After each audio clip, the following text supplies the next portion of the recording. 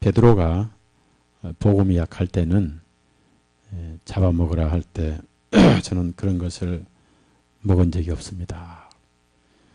굉장히 연약한 그 상태고요. 그러나 바울 사도는 여기저기에서 음식은 죄가 아니다 이렇게 밝히셨습니다. 디모데전 4장이라든지 또 본문에도 먹는 것은 죄가 아니다. 14절을 보면은 그 14절에 보면 바울 사도 내가 주 예수님 안에서 알고 확신하노니 이랬습니다. 바울 사도는 어떤 것을 강조할 때는 확신하노니 이랬습니다. 무엇을 확신하느냐 하면은 무엇이든지 그 자체로서 부정한 것은 없으되 그랬습니다. 그래서 양심이 걸리고 안 걸리고 그것은 죄는 양심에 있는 것이지 먹고 마시는 것에는 전혀 죄가 되지 않는다. 다만 그 먹는 것을 어떻게 받아들이냐에 따라서 그것이 걸린 사람도 있고 안 걸린 사람도 있고 그 문제이지 음식 자체는 죄가 되지 않는다. 그래서 구약에는 율법에 걸린 음식이 많았는데 복음 안에서는 뭐든지 먹어도 걸리지 않는다. 그러나 복음이 확실하고 믿음이 성장한 그리스도인들은 완전한 자유를 누리고 양심에 항상 평안을 누릴 권리가 있고 또 그것이 주님의 뜻입니다. 그런데 바울 사도는 그러한 믿음을 갖지 못한 연약한 지체를 책망하지 않습니다. 왜냐하면은 비록 연약한 지체라 하더라도 주님은 그 지체를 위해서 희생하셨고 또 그 지체를 주님께서 사셨기 때문이다. 그래서 주님은 연약한 지체를 왜 이 바울 사도는 왜 성장하지 않고 그렇게 어린 가운데 있느냐 이렇게 책망을 하지 않고 연약한 지체는 오히려 연약한 대로 사랑을 하면서 성장한 지체를 나무라고 있다는 얘기입니다. 왜냐하면 성장한 지체가 자기의 신앙을 남용을 했다.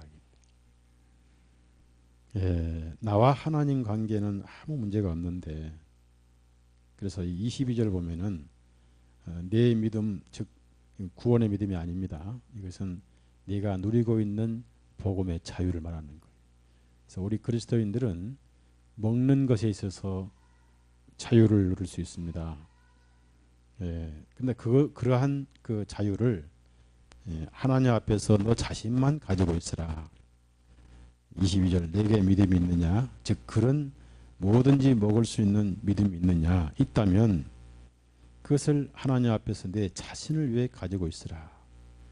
그래서 자기가 오르면 그것이 좋고 또 그것이 그는 행복하다 그렇습니다. 그래서 그러한 이제 믿음을 가지고 있는 건 좋은데 반드시 교회는 갓 구원받은 또 모든 것을 이해할 만한 믿음이 아닌 문제가 많은 지체들이 있다는 겁니다. 자연의 원리도 마찬가지죠. 그래서 바울 사도는 어린아이란 말을 많이 씁니다. 고린도전서 3장에도 아직도 육에 속한 어린아이다. 또 히브리서 5장에도 아직까지 어린아이다. 이렇게 책망을 많이 합니다.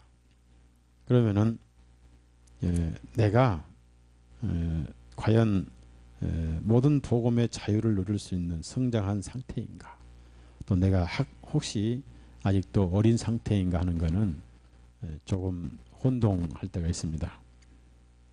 그런데 이 14장에 이제 가르치는 내용은 공동체는 혼자가 아니다. 그 말입니다. 즉 우리의 존재 이유는 뭐냐?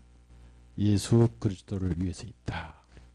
그래서 우리가 왜 살고 무엇을 위해서 오늘 하루를 보내고 있는가 하면 예수님을 위해서 있는 것이다.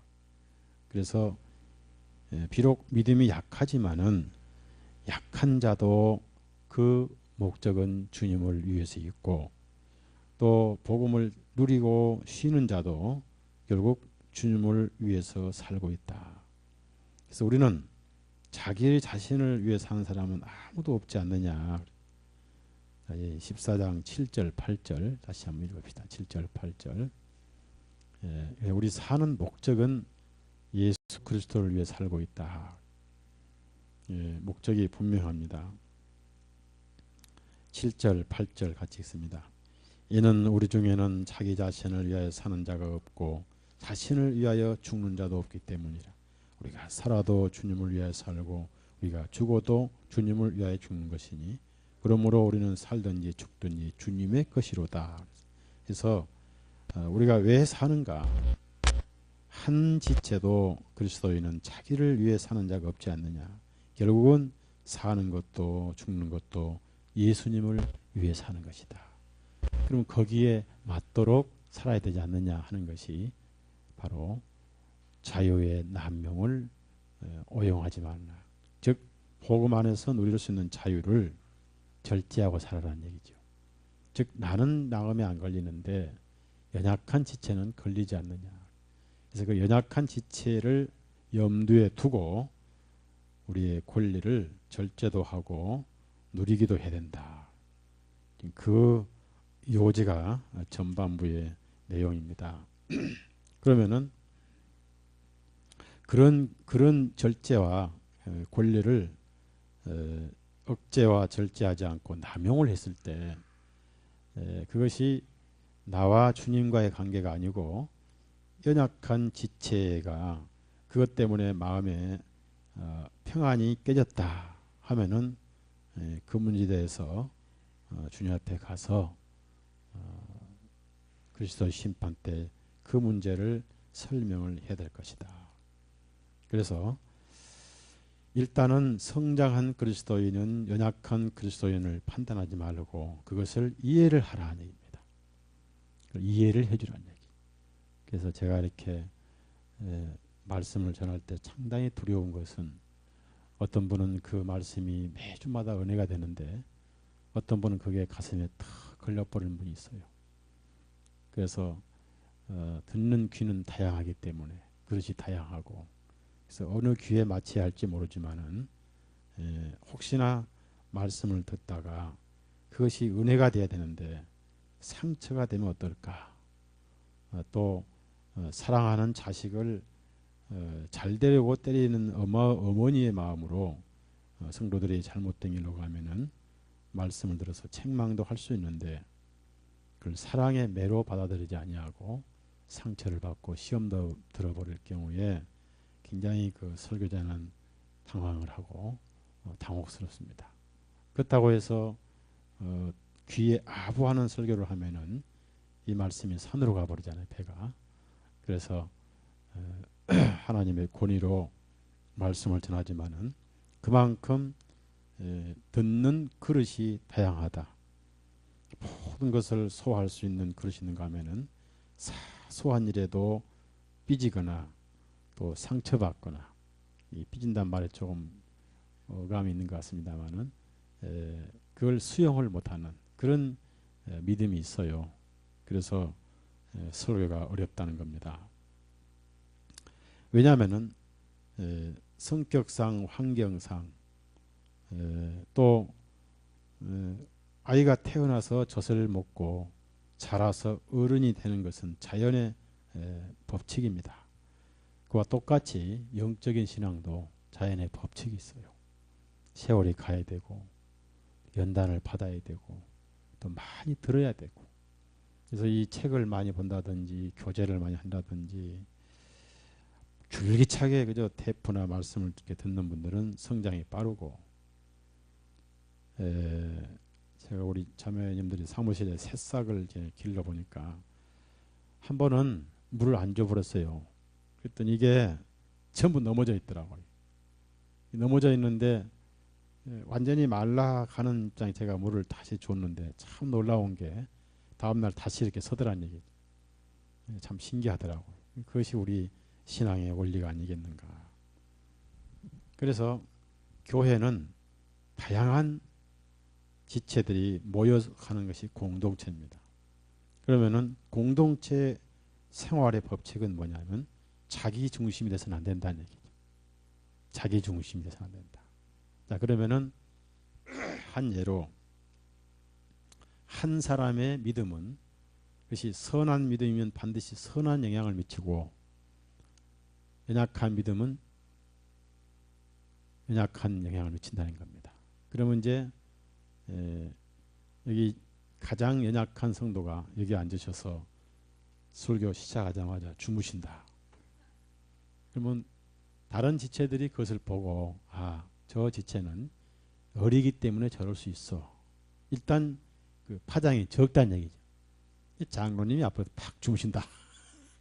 그러면은 파장이 큰 거예요. 아시겠죠? 무슨 말씀인지. 나는 혼자가 아니라는 거예요. 그래서 그 영향을 많이 미치는 지체일수록 철저하게 자기를 절제를 해야 돼요. 모든 면에서. 먹는 거, 옷차림, 언어, 절제. 그래서 그것을 강조하는 것이 뭐냐면 침례 신앙이에요.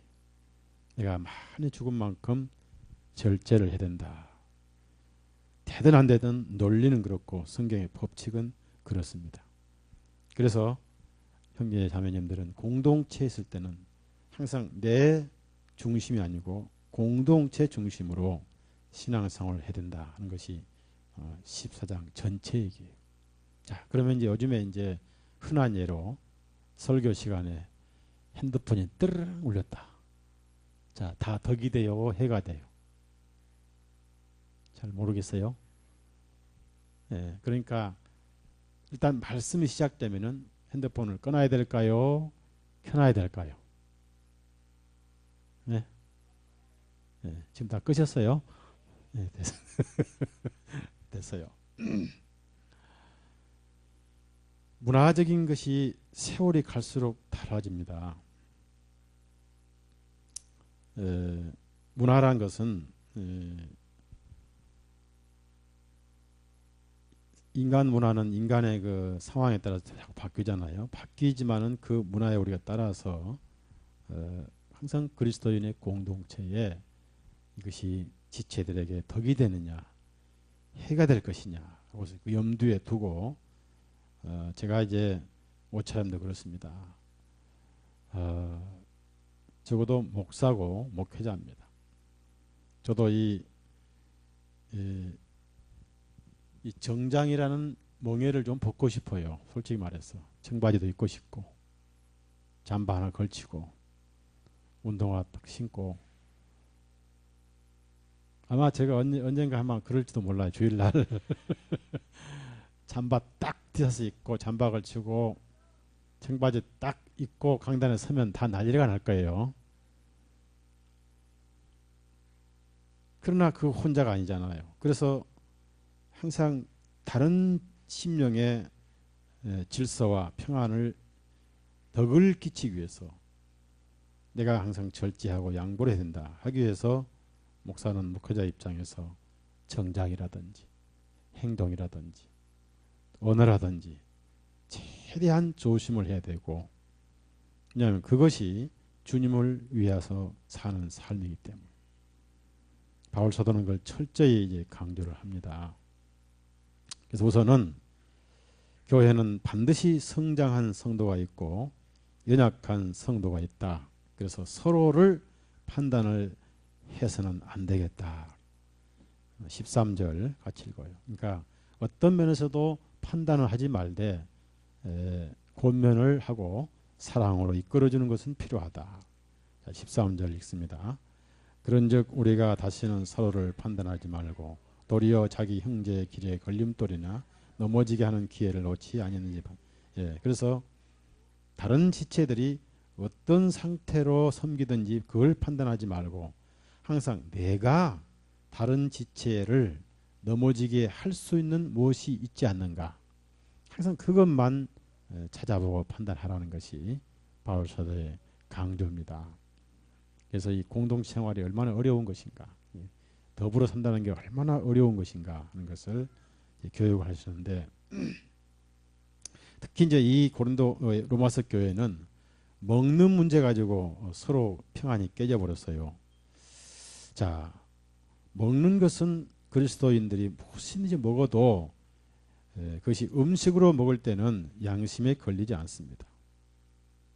자, 그러면 서목사가 건강을 위해서 술을 마셨다. 술도 나름이겠죠. 인삼술, 무슨 술, 뭐 그 소위 약술이라는 게 있습니다. 그러면은 저는 건강상 그것을 먹었는데 전혀 양심에 걸리지 않죠. 근데 그것이 다른 지체들이 봤을 때는 아무리 건강상 먹어도 기대가 깨진다는 얘기죠. 신뢰감이 깨지고 말씀에 대한 권위가 깨지고, 그래서 건강이 해가 되더라도 공동체를 덕을 위해서는 절제를 해야 된다. 그것이 로마서 교회에서는 잘 이렇게 안 지켜졌어요. 아, 내가 자유인데 내가 자유로 편하게 먹는데 뭘 간섭하냐, 이런 식이었단 말입니다. 그럼 개인이 아니잖아요. 제가 이제 그 과거에 이제 개고기를 조금씩 먹었는데 그 건강상 개고기가 좋지 않더라고요. 오히려 그 대전에 가니까 항상 한 목사님이 꼭 대전 갈 때마다 어디를 저를 데리고 가요. 대전서 유명한 개고기집 있어요. 참 맛있어요. 정맛 있고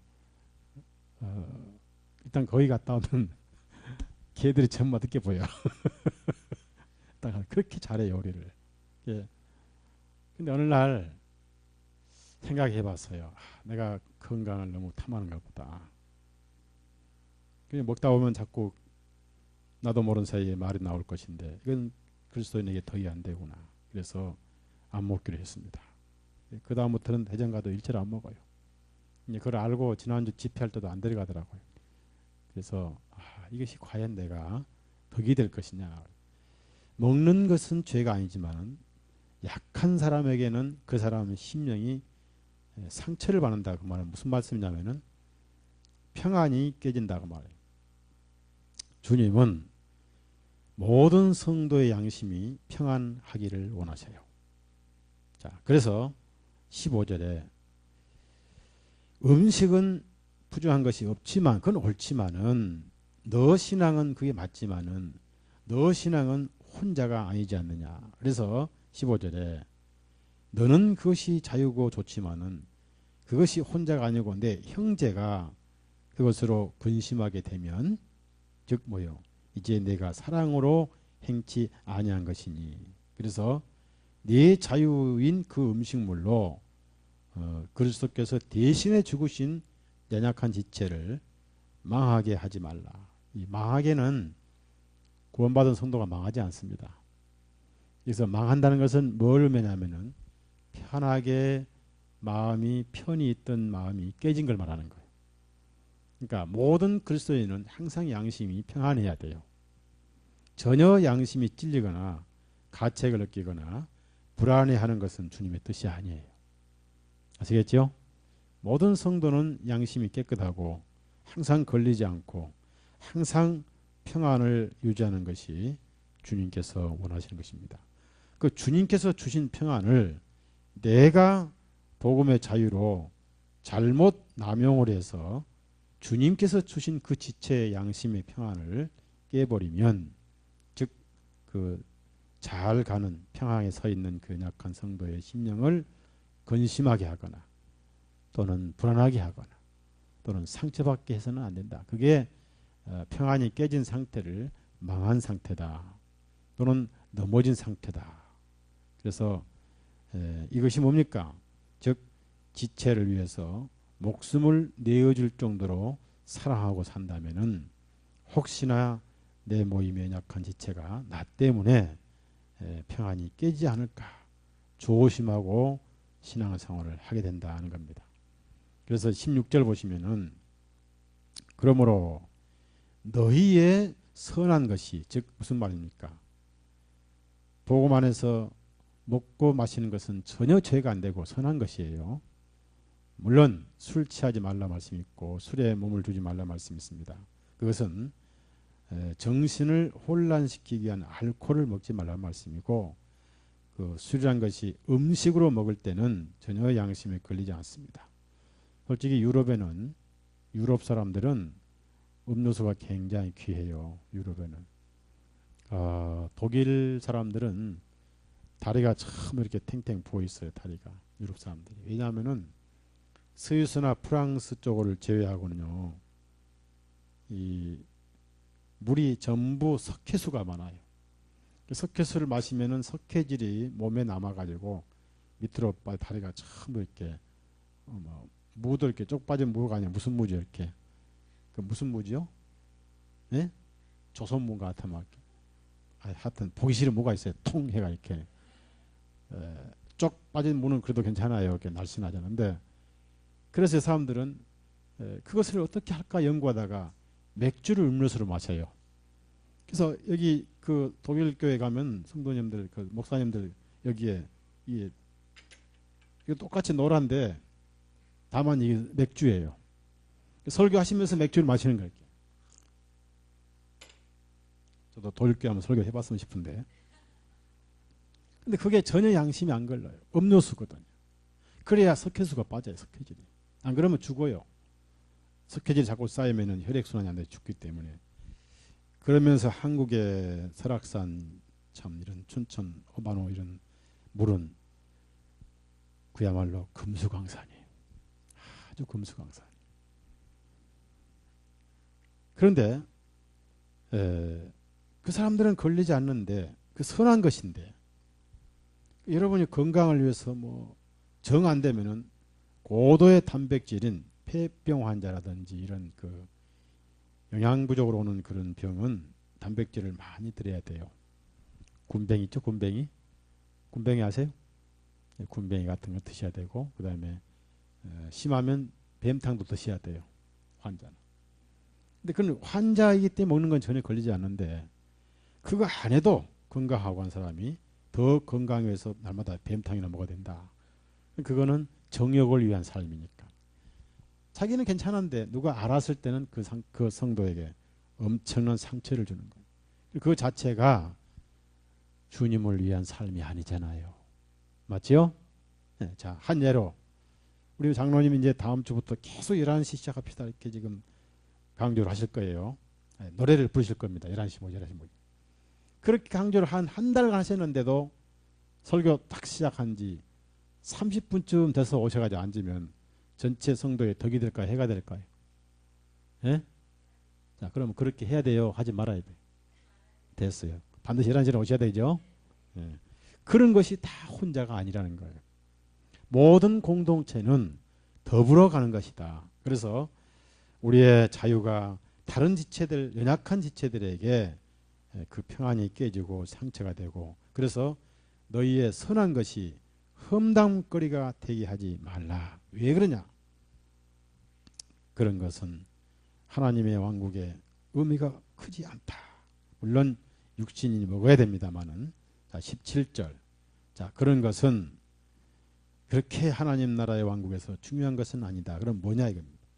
이는 하나님의 왕국은 즉 교회를 말합니다. 교회. 그리스도인의 공동체가 하나님의 왕국입니다. 영적인 나라입니다. 우리는 대한민국이라는 육적인 나라가 있고 하나님 왕국이라는 영적인 나라가 있습니다. 대한민국의 왕은 노무현 대통령이고, 대한민국의 국법이 있고, 우리가 4대 의무가 있고, 하나님의 왕국의 법은 신약성경인, 구약성경이 아닌 신약성경이고, 하나님의 왕국의 임금님은 누군가요? 예? 예수님이죠. 그 다음에 백성은 누군가요? 나죠. 나죠. 우리 자신들이죠. 그래서 그럼 하나님의 왕국은 뭐냐? 성령님 안에서 누리는 의와 화평과 희락이다. 그래서 여기서 의는 하나님 앞에 항상 의로운 상태, 즉 의인으로서 인정받는 상태. 무슨 말이냐면은 양심에 죄인으로서 걸리지 않는 상태를 말합니다. 죄인으로서 걸리고 사는 건 주님 뜻이 아니에요.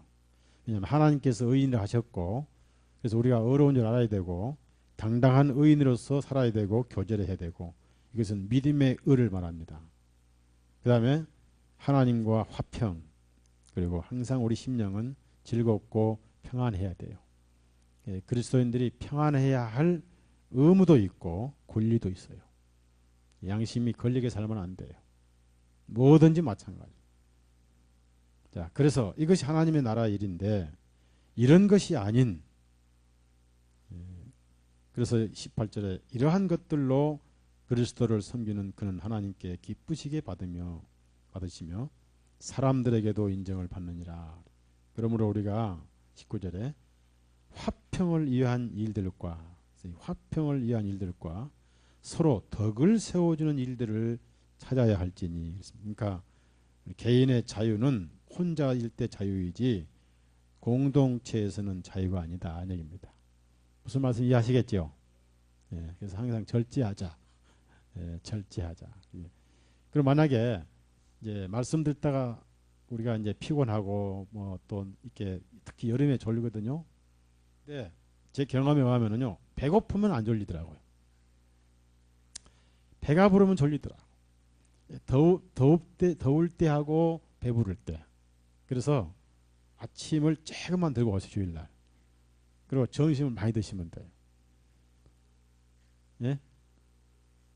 예. 그럼 만약에 이제 앞에 앉으셔서 내가 꾸벅꾸벅 졸린다면 얼른 뒤에 가셔가지고 저 뒤에 앉아서 혼자 주무시면 누가 안 보잖아요. 저만 보잖아요. 그럼 괜찮지. 저 뒤에 맨 뒤에 앉아 주무시면 그 다음에 뒤에 아무도 없으니까 보는 사람 없잖아요. 저는 이해를 해요. 저는 다 이해를 하니까. 그래서 여러분이 졸리거든 얼른 일어나셔가지고 뒤로 가시면 돼. 예. 그건 생리적인 거예요. 어쩔 수 없는 거예요. 그런데 앞에서 졸린다. 전체가 다. 예. 그래서 우리 참 누구라 이야기했으면 어떤 형제 하나 이쪽에 항상 앉아가지고 좀 제가 볼 땐 털 걸려요. 손바닥도 하잖아요. 근데 그 형제는 상황이 그 상태, 정신 상태가 굉장히 어려요. 그래서 제가 마음에 제가 안 되는데 앞에 앉으면 안 되는데 뒤에 앉아야 되는데 언젠가는 그렇게 얘기하겠습니다만 대놓고 뒤로 가 그러면 100% 안 나버립니다. 어려운 거예요. 참 어려운 거예요. 예, 그래서 정상적인 그리스도인들은 하나하나 모든 것이 나를 위해 있지 않다. 정말 형제 자매를 위해서 있는 것이다. 그것이 뭐냐? 바로 사랑하는 것이다. 그것이 형제 자매를 사랑하는 것이다. 그래서 19절에 모든 그리스도인은 어떻게 하면 내 옆에 지체를 평안하게 할 것이냐, 즐겁게 할 것인가, 그렇죠? 이것을 찾아야 된다. 어떻게 하면 덕을 세울 것이냐, 여기에만 신경을 몰두하라고. 그걸 위해서는 절제해야 되고 또 자기를 이렇게 뭐랄까 자꾸 자유를 좀 유보하는 그런 것이 바로 침례 신앙이다. 그래서 20절 보니까 이는, 자 20절 같이 읽습니다. 20절 시작. 이는 음식물이 하나님의 일을 파괴시키지 못하기 때문이라. 모든 것들이 참으로 정결하되 실족하게 하며 먹는 그 사람에게는 악하나. 자 여기서 음식물이 하나님의 일을, 여기서 하나님의 일은 뭐냐면 성도의 평안입니다. 그다음 메모를 좀 하세요. 이거는 메모로 하셔야 돼요. 하나님의 일은 죄인이 구원받아 평안한 것이고 그 다음에 성도가 평안한 거예요. 자 여러분 자식을 낳아도 자식이 곤히 잠들고 잘 자도록 하는 것이 부모의 마음 아니겠어요. 한참 잠이 드는데 그 소리를 빡 질러가지고 잠을 깨는 그런 부모는 사표내야 되겠지요. 목자가 자기 양떼들이 편안히 자는 것을 보고 그 최대한 양떼들이 편히 쉬는 것이 목자의 즐거움 아니겠어요. 그러니까 하나님의 이름은 뭐냐면은 죄인이 구원받아서 심령이 평안하고 모든 성도들은 전혀 거리낌 없이 항상 마음이 평안하는 것이 하나님의 일이에요. 그런 것을 음식물로 파괴시키지 못하는 것이다. 그래서 우리 예수님은 그 안식일이 왜 있습니까? 안식 속에 살아는 뜻이고요. 쉰다는 것은 심령이 항상 평안한 상태로 있다는 것입니다. 평안해야 될 권리도 있고 의무도 있고. 그래서 여러분 마음속에 이제 육신의 어떤 욕망을 따라 죄를 지었으면 금방 이것이 죄구나라고 성령님께서 말씀께서 지적을 해 주셔요. 해 주시면 양심의 거울이 반응이 와요. 그러면 얼른 그때 시인해야 됩니다.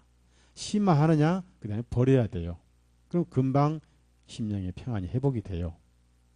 주님은 항상 회복을 주시는 분인데 내가 안 받아서 그렇지 회복을 계속 주시는데 절대 걷어가시는 분이 아니에요. 여러분 주님을 오해하지 마세요. 뭐가 안 되면 제발 주님 탓 좀 하지 마세요. 아멘. 왜 애매한 주님 갖다 물고 늘어집니까? 주님은 계속 평안을 주신 분이지 뺏어갔다가 줬다 그런 그 속 좋은 분이. 자, 하나 물어봅시다. 자연의 태양은 햇빛을 주었다 뺏어갔다 해요. 계속 주고 있어요. 누가 그걸 가로막아요? 구름, 죄. 또 우리가 안 받겠다고 등 돌릴 뿐이지. 태양은 계속 빛을 주잖아. 주님은 여러분이 계속 평안하기를 원하시고 주님께서도 첫 인사가 평강이 있을 것이다. 요한복음 20장. 그래서 모든 성도에는 양심이 항상 평안해야 돼요. 믿음이 크든 적든 평안하게 주님과 교제를 해야 돼요. 양심이 찌들고 걸리고 쫓기는 건 절대 주님의 뜻이 아닙니다. 그것을 청결한 양심이라고 그래요. 즉 어린아이 같이 항상 맹랑한 상태가 돼야 돼요. 애들은 전혀 걸리지 않잖아요. 그렇죠? 여기 자 19절부터 21절까지 요한복음 20장 19절 21절 있습니다. 그때 같은 날 곧 그 주간의 첫날 저녁 때에 제자들이 모인 곳에 유대인들을 두려워하여 문들이 잠겨 있었는데 예수님께서 오셔서 그들 가운데 서서 말씀하시기를 너에게 평강이 있을지어다. 이렇게 말씀하신 후에 주님께서 그들에게 자신의 양손과 입구를 보이시니 그때서야 제자들이 주님을 보고서 기뻐하니라. 그때 예수님께서 그들에게 다시 말씀하시기를 너에게 평강이 있을지어다. 내 아버지께서 나를 보내신 것 같이 나도 너희를 보내느라 하시고. 성령의 9가지 열매 중에 제일 먼저가 평안입니다. 평강, 희락, 그 사랑. 당연히 평안을 위해서 예수님은 피를 흘리신 거예요. 하나님과 화목하기 위해서. 그 예수님께서 하나님과 화목시켜서 평안이 잘 가는 어린 성도를 내 복음의 자유가 깨서는 안 된다. 그래서 먹는 것은 죄가 아니되, 음식은 죄가 아니되 상대방이 상처를 받게 하면서 먹는 것은 죄다 그 말이에요. 이해하셨어요? 그래서 절제하는 삶을 살아야 된다. 즉 나는 내가 아니라 지체를 위해서 살고 있기 때문에. 그것이 지체를 위해 살고 있는 것은 뭐냐, 바로 주님을 위해서 살고 있는 삶이다. 그 다음에 21절 로마서 14장 21절 굉장히 중요한 말씀입니다. 그럼 무엇이 선한 것이냐 하면은, 무엇이 공동체의 선이냐 하면은, 지금 구원 문제 얘기하는 게 아닙니다. 양심의 평안을 얘기하는, 지체들이 동일하게 양심의 평안을 누리는 걸 말합니다. 자, 선한 것은 이것이니, 즉 다른 지체들의 양심의 평안을 위해서 고기도 먹지 아니하고, 즉 먹을 자유가 있지만은, 자 그러면은 완전히 고기를 안 먹는다. 그럼 안식교인들은 고기를 안 먹습니다. 지금도 율법 지키느라고. 그 고혈압 환자들은 안 먹는 게 좋겠죠. 그런데 고기를 먹어야 돼요. 안 먹으면 정말 힘이 없어요. 그럼 어떻게 먹을까요? 먹긴 먹어야 돼. 어떻게 먹을까요? 답변해 보세요. 예, 그렇지. 몰래 어디서 어떻게 먹을까요? 맞아요. 집에서 혼자 먹어요. 그러면은 집에서 혼자 잘 먹고 이제 아주 건강한 모습, 명랑하고 밝은 모습으로 예배당에 왔는데, 그때 그것을 이제 자랑하기 시작해야 되죠. 안 되는 거예요. 그걸 끝내버리는 거예요. 그 나와 주님과의 문제가. 절대 공동체에 있어서는 혹이나 내 행동이 저 지체에게 덕이 됐는지 해가 됐는지 굉장히 중요한 것이다. 그래서 그럴 바에는 나는 안 먹겠다. 왜냐? 내 형제가 평안하지 않은데 내가 굳이 먹어서 나는 즐겁고 형제는 넘어지고 이건 안 된다 그 말이에요. 그래서 그리스도인들은 자기를 위해 사는 성도가 아무도 없다. 그 중에 가장 그 말씀대로 살아야 할 그리스도인이 즉 앞서가는 그리스도인들 설교자, 장로, 형제, 목회자, 교회 직분자들이 거기에 가장 해당이 되는 겁니다. 21절 보니까 무엇이든지 내 형제를 걸려 넘어지게 하거나 실족하게 하거나 연약하게 하지 아니하는 것이 바로 선이다.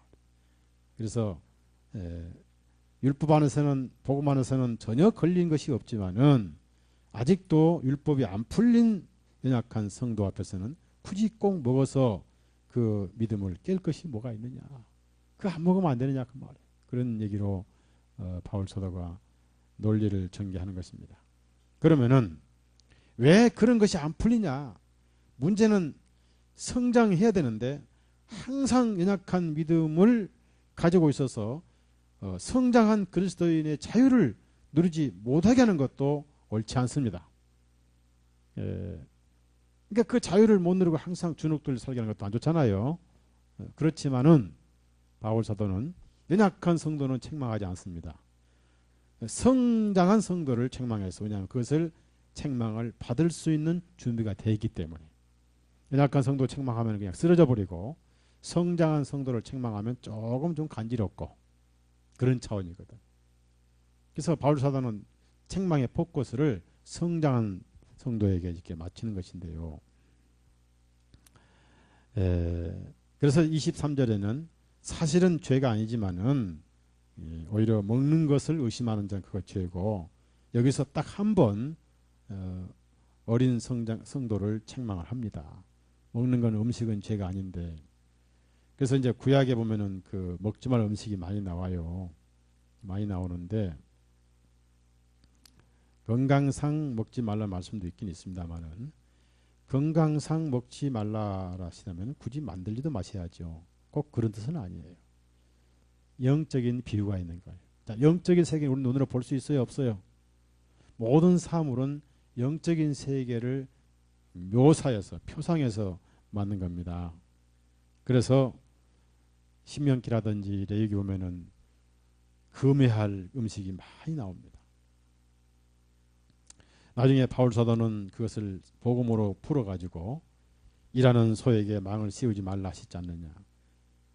그 다음에 하신 말씀이 어찌 하나님이 소를 가지고 말씀하시겠느냐. 그 소에 비유된 사역자를 말씀하신 게 아니냐. 이렇게 해서 육적인 내용을 영적으로 이해를 했잖아요. 그러면은 구약에 먹지 말라는 것이 많잖아요. 자, 제일 먼저 굽이 갈라진 것은 먹지 말아야 돼요? 먹어야 돼요? 자, 그 다음에 색임질을 하지 않는 거 먹지 말라 했잖아요. 자, 굽이 갈라진 게 나는 거지. 이 분리를 말해요. 분리. 따라합시다. 분리. 자, 제일 먼저 무엇과 분리해야 되겠어요? 네? 네. 세상과 죄와 분리해야 되겠죠. 죄와 분리하고. 책임질은 뭡니까? 말씀을 소화를 해서 생활에서 적용시키라니. 듣고 잊어버리고 듣고 잊어버리고.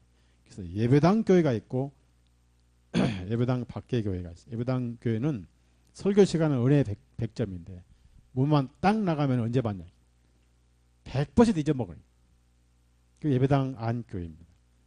생활에서 말씀을 소화시키고 적용시키는 걸 말하고 왜 비늘이 없는 걸 먹지 말라 하셨느냐. 왜 지느러미 없는 걸 먹지 말라 하셨느냐. 그럼 왜 오징어를 만드셨느냐. 왜 장어를 만드셨느냐. 먹어도 괜찮아요. 복음으로는 다 먹어도 괜찮아요. 그런데 영적인 진리가 있잖아요. 우리는 하나님을 향해 가는 귀소 본능이 있습니다. 항상 우리 영은 높은 걸 향해 올라가는데 물고기는 늘 올라가는데 올라가다 보니까 저항을 받아요. 저항을 받는 물결을 밖으로 밀어붙인 게 비늘 아니겠어요. 올라가는 힘은 어디서 나옵니까? 지느러미잖아요. 세상은 항상 지옥으로 내려가고 우리는 거슬러 하나님께 올라가는데 올라가다 보니까 꼭 필요한 조건이 뭐가 있어? 두 개. 말씀과 성령님이잖아. 그렇죠? 말씀 없는 신앙생활 죽은 거예요. 성령님이 안 계신 신앙생활 능력이 없는 지식이 되는 겁니다. 그 다음에 하나님께서 먹지 말라는 말이 많이 있습니다. 초식도 먹고 육식도 먹는 거 먹지 말라 하셨습니다. 분별이 없는 신앙 있잖아요. 여의도 가서도 은혜 충만받고 3박자 받고도 충만받고 또 여기 와서 1박자도 충만받는 거예요. 초식 먹고 육식 다 먹는 거 마구잡이 먹어치우는 거예요. 이 불가사리 같은 신앙이. 분리를 못하는 거예요. 분별을. 뭔지 분별을 못하는 거예요. 그러니까 누가 거듭난지도 분별을 못해. 설교도 분별을 못하고. 그거 먹지 말라. 그 다음에 자기 편리하게 카멜레온도 먹지 말라고 그랬어요. 카멜레온. 그리스도인은 그리스도를 드러낼 때는 정확하게 드러내야 되는데 하여튼 그 환경의 색깔을 잘 맞춰버려요. 야, 예배당 오면 틀림없이 성령 충만한 성도인데 이게 술집 가면은 완전히 술고래. 그러니까 누가 술 대장인지 모를 정도 더 마셔. 예배당 와서는 찬송을 그렇게 잘 부르고 그렇게 기도를 잘하는데 카바레집 갔다 오면 이거는 박자가 완전히 이거는 프로야, 프로. 그건 뭐냐? 카멜레온. 도대체 분명히 선이 안 거지는 신앙생활. 땅에 기는 것은 먹지 말라. 무조건 기는 걸 먹지 말라. 무조건 땅에다가 소망 두는 걸 말하거든요. 오로지 세상에. 이 세상에 마음을 투자하고 세상에다가 말뚝을 받는 그런 신앙을 갖지 말라는 뜻이 아니겠습니까? 날개는 이때 못 나르는 것은 뭡니까? 겉모양은 신앙인데 실제 능력이 없는 신앙이 그렇죠? 전부 그림자예요. 복음의 그림자. 그것을 이해를 못하고 문자대로 지키는 게 지금 바로 안식교입니다. 근데 안식교인들이 그거 안 먹는다고 해서 오래 사느냐? 더 빨리 죽더라고요. 여러분이 건강상 모든 걸 드십시오만은 성도들이 먹어서는 안 될 혐오식품들이 있습니다. 그런 거는 불신자를 통해서나 불신자를 위해서나 성도를 위해서 절제를 해야 된다. 이것이 사도 바울이 간절히 소원하는 14장의 내용이고 만약에 그것을 어기고 살았을 때는 그 문제에 대해서 그리스도 심판대 가서 보고를 해야 되지 않겠는가. 신앙의 설교 내용도 그렇습니다. 복음을 깨닫고 오래된 그리스도인이라든지 또 오래 안 됐더라도 사회적으로 고난을 많이 받으신 분들은 좀 속이 깊어요. 그래서 어지간한 거는 표현을 하지 않습니다. 근데 반응을 쉽게 보이는 신앙이 있어요. 완전히 그 신앙은 냄비 신앙이에요. 냄비 아세요? 금방 뜨거워졌다가 5분 내에 확 식어버려요. 근데 무쇠 신앙이 있습니다. 달기도 천천히 달아지되 한 번 달면 좀처럼 안 식는 무쇠 신앙이 있어요. 모든 교회에는 반드시 냄비와 무쇠가 있습니다. 자, 물어봅시다. 내가 무쇠라 생각했다면 손 들어봐요. 좋아요. 그럼 내가 냄비다 하면 손 들어봐요.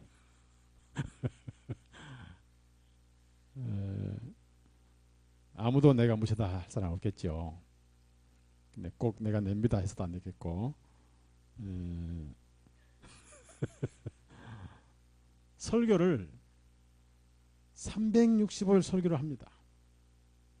어떤 것은 굉장히 심오한 내용들이 있어요. 제가 모세오경 글을 다 써서 책을 이제 만들어냅니다만은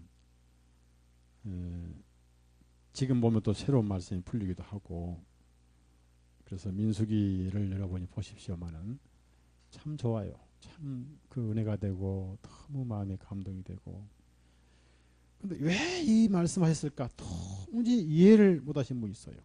이해를 시간이 걸리고 연단을 받을 때 이 말씀이 풀리는 것이지 우리가 성경 읽다가 다 풀린 게 아니에요. 그걸 그대로 우리가 인정을 해야 돼요.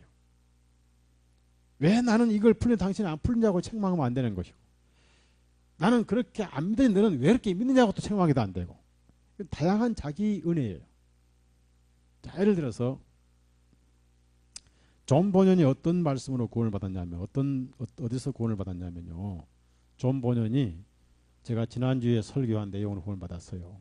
존 보년이 고린도전서 1장 30절 31절로 구원 받았어요. 존 보년이. 읽어보세요. 고린도전서 1장 30절 31절로 존 보년이 거듭났어요. 즉 비로소 마음의 힘을 얻었어요. 고린도전서 1장 30절 31절 다 같이 읽습니다. 시작.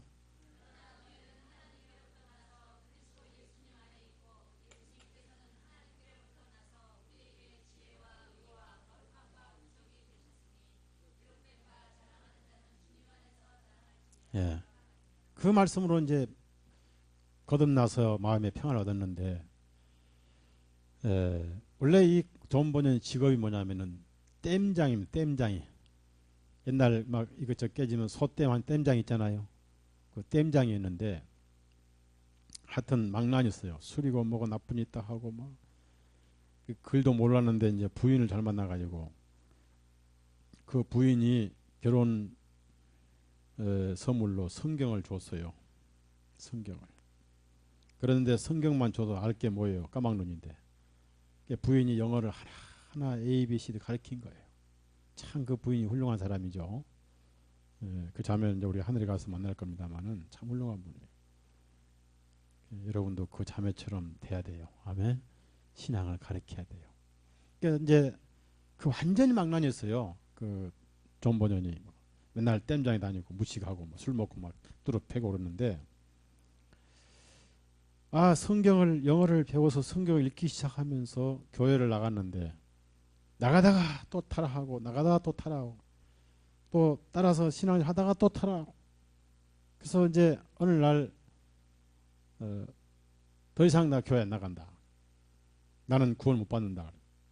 그래서 그가 항상 교회 또 신앙을 하다 보면 또 걸리고 그런 말씀이 구절이 있었는데 어떤 구절에 걸렸느냐 하면 히브리서 찾아봅시다. 히브리서.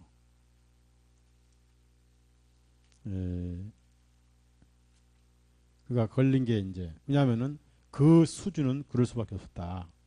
히브리서 12장이죠. 12장.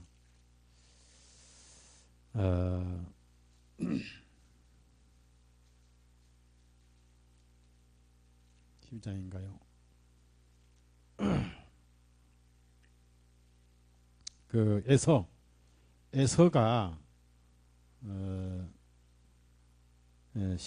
11장 아니죠.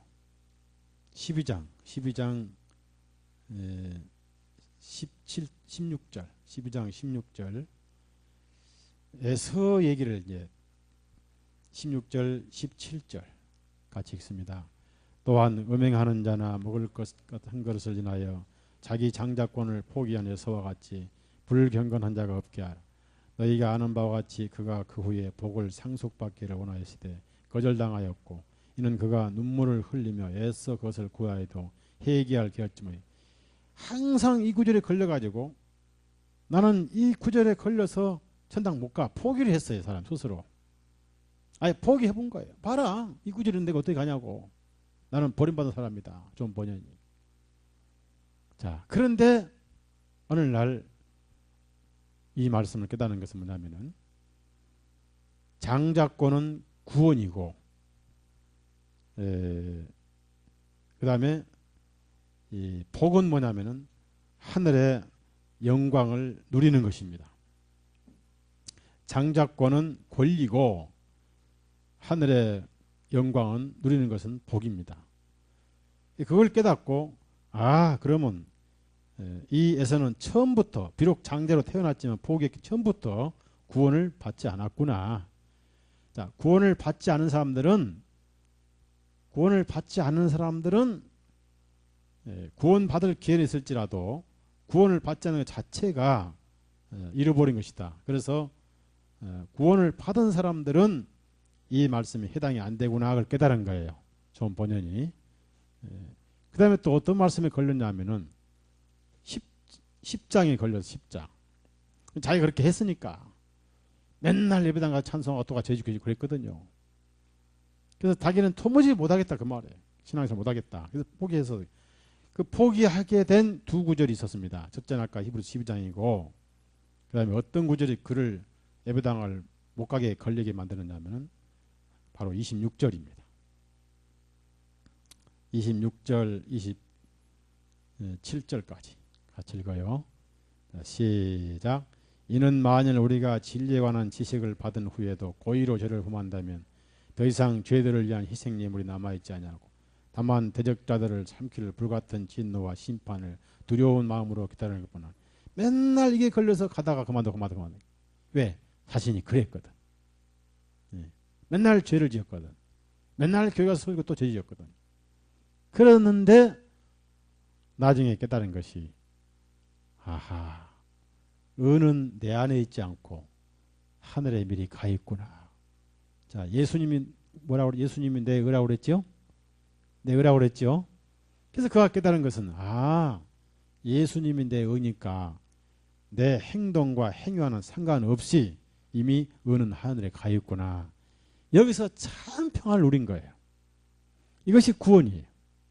그때부터 내가 아무리 날고 뛰어도 은은 가만히 있다. 이걸 깨달은 거예요. 누가요? 존 버년이. 예수님이 여러분의 의예요. 그래서 내가 도무지 행위는 못 따라가지만은 내 의는 벌써 행위와 상관없이 하늘에 가 있구나. 요동하지 않는구나.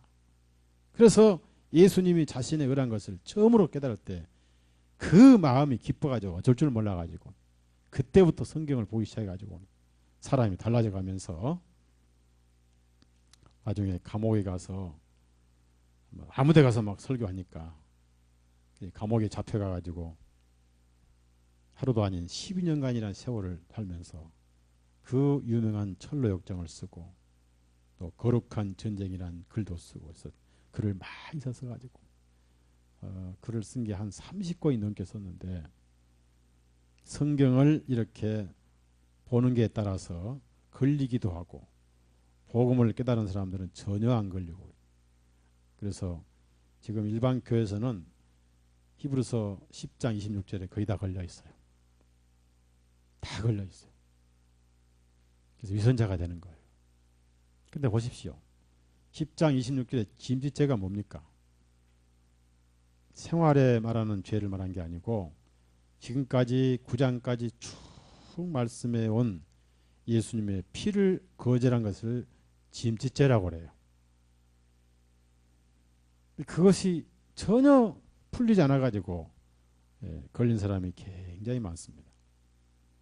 그래서 이미 예수님이 여러분의 의고 이 의를 벌써 하늘에다가 선발대로 갖다 놨다 이렇게 생각하면 돼요.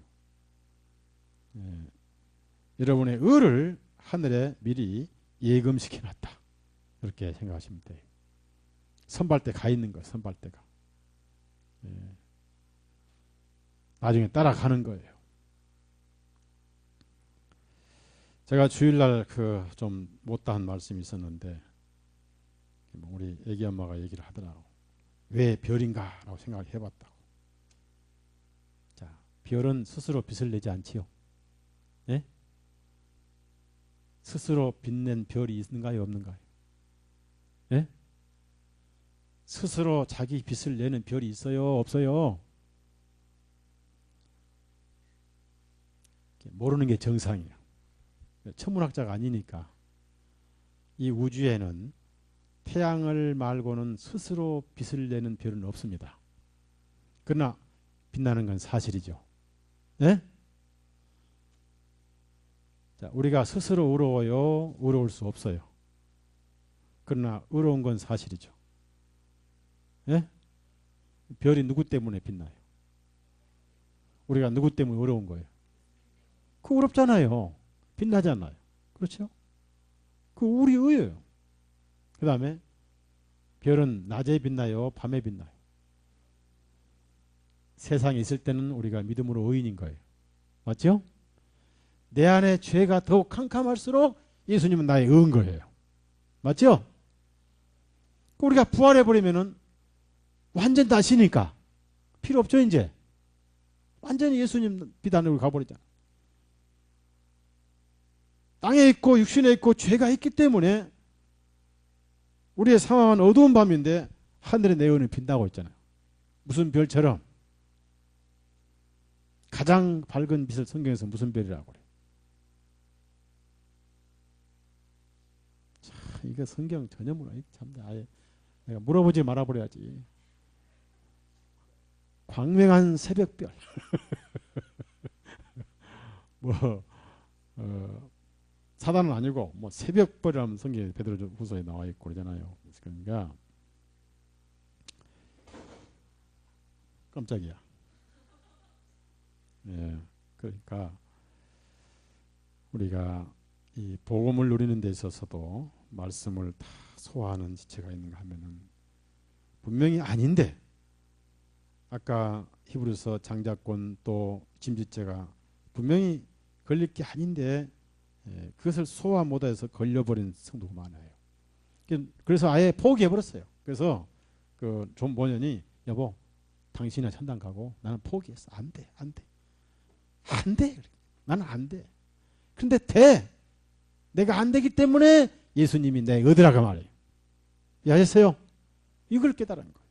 그러니까 완전히 마음이 휘어버린 거예요. 존 보년이. 존 보년 책 보면 참 은혜스럽고 말씀이 단순합니다.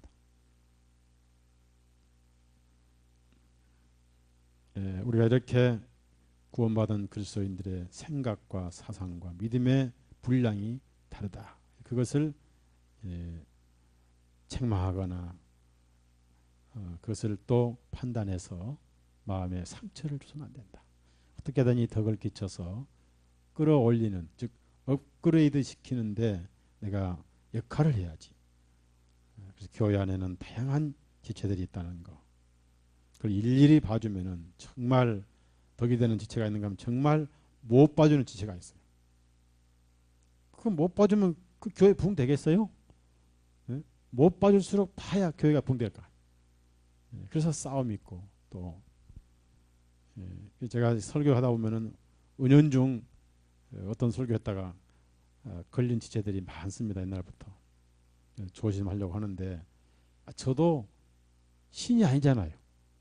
그래서 어떨 땐 육신의 설교가 나오는 것이고 그래서 상처를 주게 되고 또 그것이 그때는 모르지는 알게 되는 아픔이 되고, 오늘 말씀은 어떻든 주님은 교회의 모든 지체들이 평안한 것을 원하신다. 17절부터 20절까지 한번 읽고 마칩시다. 즉 다른 지체들을 위해서 어떻게 하든지 양보하고 절제하고 덕이 되기 위해서 조심하고 살자. 17절에서 20절까지 읽습니다. 이는 하나님의 왕국은 먹는 일과 마시는 일이 아니요 다만 성령님 안에서 누리는 의와 화평과 희락이기 때문에 이러한 것들로 그리스도를 섬기는 그는 하나님께 기쁘시기 바랍니다. 사람들에게도 인정을 받느니라. 그러므로 우리가 화평을 위한 일들과 서로 덕을 세워주는 일들을 찾아야 할지니 이는 음식물이 하나님의 일을 파기하지 못한다. 모든 것들이 참으로 정결하되 실족하게 하며 먹는 그 사람에게는 악한 것이니라. 이제 여기 음식은 죄가 없대. 그것에 의해서 누가 실족하게 되면 그 먹는 사람 그것이 악한 것이다. 그래서 결론은 절제하자. 그것이 형제를 자매를 위해 사는 것이고 그것이 주님을 위해 사는 것이다. 그래서 우리가 이 말씀을 듣고 잊어버리지 마시고 현 시점에서 내가 공동체의 덕이 되게 무엇이냐, 우선 제 시간을 지켜야 되겠다. 11시까지 모여야 되겠다. 이걸 생각도 하셔야 되고, 말씀 시간에 핸드폰이 울려서 다른 지체들에게 그 해가 되면 안 되겠다 해서 들어올 때 핸드폰 꺼야 되겠고, 가장 할 수 있는 것부터, 그 다음에 언어, 옷차림 이런 것들이 중요하다는 것이. 또 제가 말씀드립니다마는 오늘은 내가 졸릴상 싶다 하면 어디 앉아야 돼요? 뒤에도 맨 뒤에 앉아야 돼요? 적당하게 앉아야 돼요? 예. 맨 뒤에 앉으면 본 사람이 아무도 없죠. 누구만 봐요. 예. 저는 이해를 해요. 예. A가 잘 차는구나 하고. 그럼 다른 사람은 전혀 마음에 걸리지 않아. 안 보이니까. 그렇게 해서 공동체를 위해서 우리는 존재한다. 꼭 이 말씀 기억하시고, 왜 중요하냐면은 이 문제는 그냥 넘어갈 문제가 아니라 그리스도의 심판 때 그러니까 한 번은 그 문제에 밝혀야 할 사건이다.